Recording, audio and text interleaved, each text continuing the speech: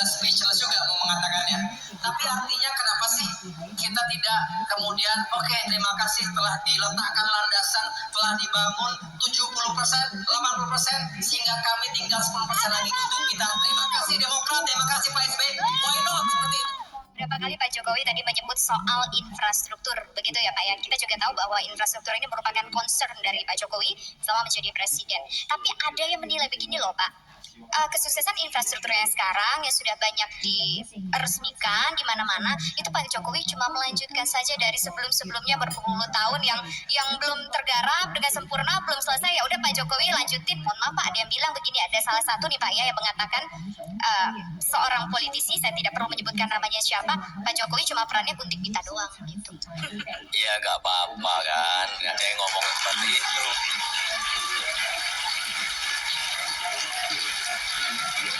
Tapi memang kita ini sebenarnya sudah lama memiliki rencana itu. Tetapi sebuah rencana kalau tidak dieksekusi dengan keputusan politik ya nggak akan jalan. Kita berikan contoh saja, contoh MRT itu sudah direncanakan sejak tahun 1995-96 sudah direncanakan. Tapi kalau tidak dieksekusi ya mana bisa barangnya jadi. Jalan tol antara pucuk barat Jawa sampai pucuk timur Jawa ya itu sudah direncanakan lama. Jangan dibilang itu belum direncanakan, sudah, tapi kalau tidak dieksekusi di lapangan, ada problem di lapangan tidak diselesaikan, ya gak akan tembus jalan tol itu. Sehingga kenapa saya selalu coba cek aja siapa sih seorang presiden yang datang ke jalan tol Trans Sumatera. Saya datang mungkin lebih dari 6 kali di jalan tol itu. Bukan hanya groundbreaking saja. Kalau groundbreaking nanti pulang nggak dikerjain nggak tahu kita. Tapi kita groundbreaking, kita datangi, kita cek, kita kontrol agar sesuai dengan target waktu. Kalau saya datang ke sana misalnya 6 kali, menterinya saya pastikan datang 12 kali. Menterinya datang 12 kali, pasti dirjennya datang 24 kali. Pasti seperti itu. Inilah pentingnya penguasaan lapangan. Bukan infrastruktur itu hanya urusan ekonomi, enggak. Infrastruktur pun juga mempersatukan bangsa ini yang terdiri dari 17.000 pulau, 514 kabupaten dan kota. Bagaimana kita bisa bersatu antara Aceh dan Papua? Kalau ketemu aja nggak pernah. Iya kan? Tahun depan masih fokus ke infrastruktur atau memang betul-betul pure nanti ke SDM Pak? Tetap infrastruktur berjalan. Paralel dengan itu, strategi akan kita geser. Ada shifting strategi untuk masuk ke pembangunan sumber daya manusia secara besar-besaran. Sehingga anggarannya pun juga memang harus besar-besaran ke arah pembangunan sumber daya manusia. Tetap yang ini jalan. Pak, mohon maaf lagi nih Pak ya. Ada satu kritik juga nih Pak. Ya pokoknya kritik yang banyak nggak apa-apa. Konfirmasi loh di sini. Begini Pak. Kritik ini loh. Kritik itu kalau konstruktif itu memacu kita untuk memperbaiki. Menjadi pembicaraan di luar bahwa kualitas infrastruktur yang sudah terbangun di Indonesia ini kualitasnya kurang baik begitu Pak. Gimana Bapak menjawab soal ini? Ya kita ini gini loh, kita ini sering dan senang menjelek-jelekan pekerjaan kita sendiri, senang menjelek-jelekan bangsa kita sendiri. Ini yang menyebabkan bangsa ini tidak optimis melihat masa depan. Kalau ada sebuah pembangunan, kemudian ada rewel-rewel sedikit, ya nggak apa-apa, diperbaiki. Tapi ini pekerjaan kita loh, jangan dijelek-jelekin justru pekerjaan bangsanya sendiri. Ada sebuah pekerjaan, nggak baiknya sedikit ya nggak apa-apa, tapi yang penting setelah itu diperbaiki. Mestinya seperti itu, jangan membanggakan karya-karya bangsa lain terus dan mengkritik karya bangsa sendiri.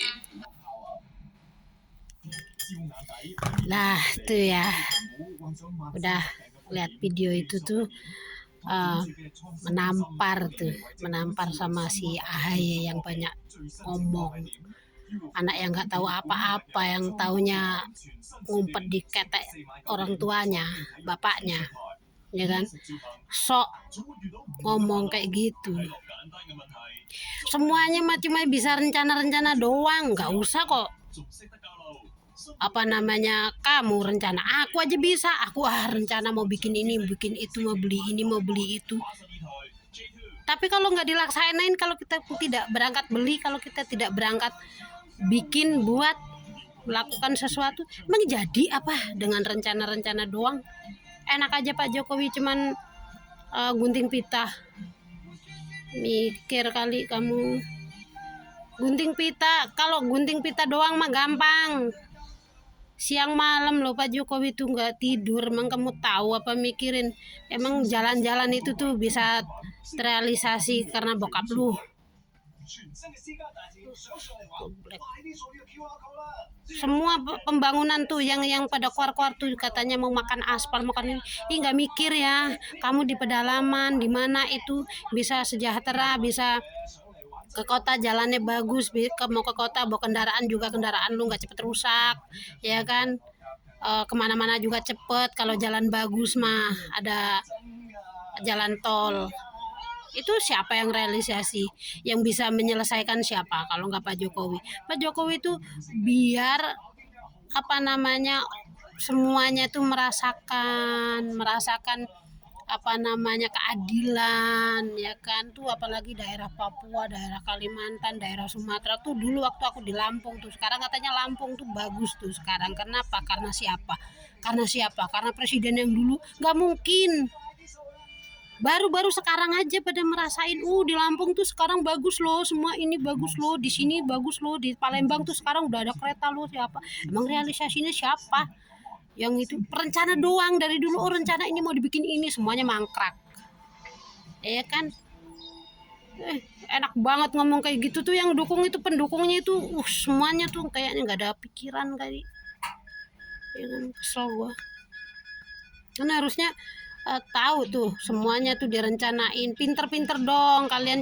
Jangan cuman dikasih duit bisa provokasi. Gimana mau dewasa tuh negara? Umur udah 77 tahun tapi otak kayak TK aja.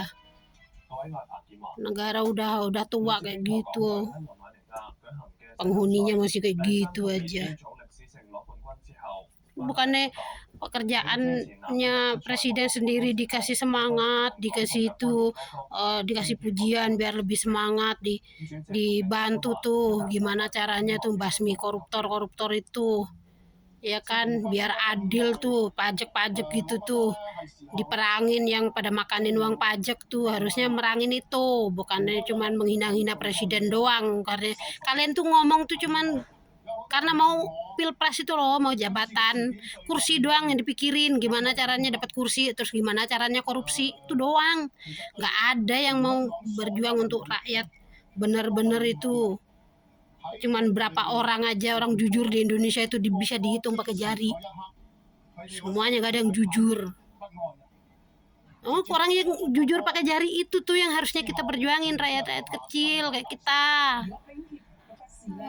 Itu anggota-anggota DPR tuh sebenarnya dia itu wakil kita loh. Harusnya kita iniin dia. Kamu nggak kerja bener, kamu cuma bisa ngoceh doang, bukannya dukung presiden. Harusnya jadi dukung presiden. Gimana presiden baik apa gimana, perangin korupsi, ayo gimana lah. Ini DPR-nya aja pada nggak bener, pada dipilih jadi DPR lagi. Udah bubarin aja itu DPR, sebenarnya gak ada gunanya juga. Orang semuanya dipuji-puji. Kalau kamu negaranya pengen kayak luar negeri tuh, kayak ini nih, bangunan tuh ini, ya kalian kerja yang bener. Orang gimana, kalau aku jadi orang kaya punya perusahaan, aku juga nggak mau loh ngerjain orang lokal.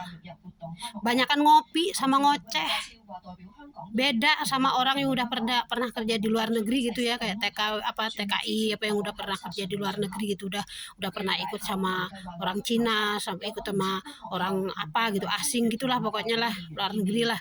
mereka tuh disiplin waktu, nggak bisanya cuman ya coba kalau itu tukang orang di Indonesia tuh ngerjain rumah itu lebih mahal bayar tukangnya daripada beli materialnya, bener mahal bayar tukangnya lah. Masuk jam 8, jam 10 ngopi, ya kan, nanti ngopi ngobrol tuh nggak tahu sampai jam berapa, nanti baru icik pasang bata 5, udah zuhur waktunya makan. Itu begitu, nanti masih ada lagi tuh jam 3 makan, nanti mulai kerja lagi nggak tahu jam 1, ya kan, jam 1 nanti jam 3 tuh ngopi lagi, ngobrol lagi, nggak tahu mulai kerjanya jam berapa, nanti jam 5, jam 4 tuh biasanya, jam 4 tuh nggak ada jam 5, asar udah denger asar udah selesai kerja. Gimana mau maju, ya kan, tuh tekor deh kalau pakai tenaga lokal, banyakan ngomong, sama kalau itu banyakan bacot doang, ngomong doang, kerjanya nggak jelas gitu, ngenes gitu. Aku udah pernah bikin rumah, makanya aku bisa ngomong kayak gitu. Jadi material sama ini lebih mahal bayar tukangnya. Kalaupun tukangnya bayar 70 sehari. Sekarang mana ada tukang 70 coba zaman sekarang. Tapi itu kerjanya itu bisa bikin kamar mandi 3 hari tuh, bikin kamar mandi pasang keramik doang 3 hari coba. Kalau Pak Jokowi kalau bikin infrastruktur jalan apa gitu ya, kalau ngandelin tenaga lokal nggak bakal jadi, ya nggak bakal jadi, dari dulu tuh nggak bakal jadi, ya kan. Tenaga asing tuh harus ada di Indonesia, harus gitu, karena tahu tuh orang pakai tenaga lokal tuh rumah aja bisa pakai cakar ayam doang, nggak dipandasi. Coba kalau orang luar kan mau bangun rumah, bangun apa kan pondasinya dulu yang kuat, jadi dia kena angin, kena apa, kena gempa juga nggak gampang roboh. Coba kalau yang bangun orang lokal, kena angin sedikit aja roboh, kena gempa gempa berapa sedikit aja udah retak semua rumah itu, ambrol semua rumah itu. Harusnya kalau mau memuji negara orang lain, diperbaiki dong negaranya sendiri. Gimana ya, negara lain kok bisa bagus, negara kita juga bisa kok bagus. Kerjanya gimana ya, itu dicontoh harusnya, bukannya malah dinyinyirin, malahan dipuji-puji negara lain. Harusnya belajar tuh, jangan ngina-ngina Cina doang, ya kan, jangan ngina-ngina Cina doang, harusnya belajar. Cina tuh nggak banyak bacot tapi banyak kerja. Kalau orang Cina itu, orang Indonesia itu banyak nyinyir, nggak ada kerja tuh, benar tuh apa dulu Pak Ahok juga bilang kayak gitu tuh, banyak ngomong nggak ada kerja, tapi sok-sokan, sok bisa, sok tahu gitu.